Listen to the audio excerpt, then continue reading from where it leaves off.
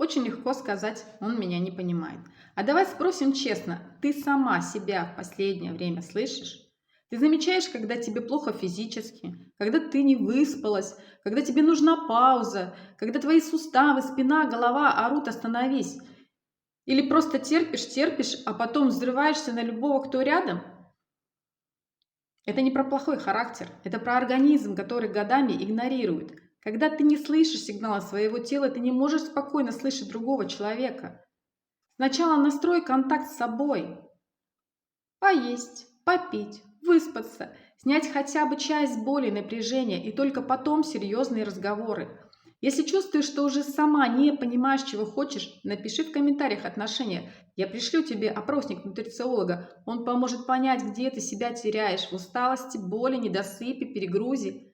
Поделись видео с друзьями, возможно, именно они сейчас нуждаются в такой помощи.